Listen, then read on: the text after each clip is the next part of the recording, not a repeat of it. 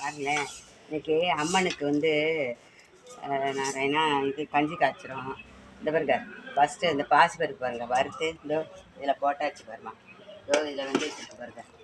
அடுத்தது பச்சரிசி இருக்குல்லம்மா, பச்சரிசியை கழுவி காய வச்சு அதை மிஷினில் கொடுத்து உடச்சி அதை சலித்து மாவை எடுத்துகிட்டு இந்த பாருங்க அந்த குருணை அதை போட்டு இந்த பாருங்க கிண்டிட்டு தேங்காய் போட்டு நல்லா கழினோம். தேங்காய் போட்டு இறக்கணுமா.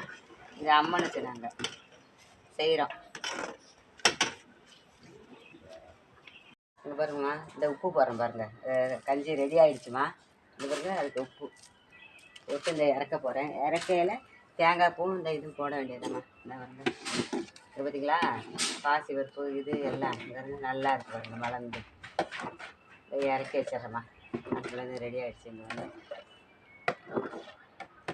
இறக்குறது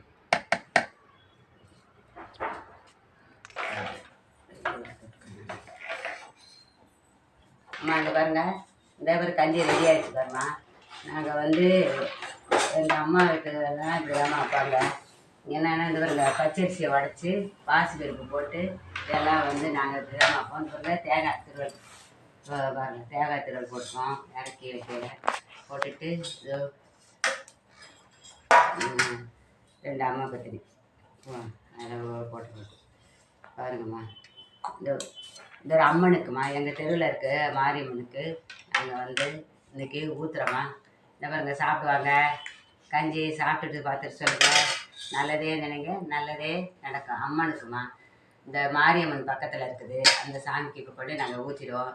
இது பச்சரிசி கஞ்சிமா, நல்லா இருக்கும். பச்சரிசி பாசிப்பருப்பு தேங்காய் இதெல்லாம் போட்டு இந்த பாருங்க. இன்றைக்கி ஞாயிற்றுக்கிழமையா நாங்கள் அம்மனுக்கு ஊற்றுவோம். வாங்க, நீங்களும் கஞ்சி சாப்பிட வாங்க. நல்லதே நினைங்க, நல்லதே நடக்கும்.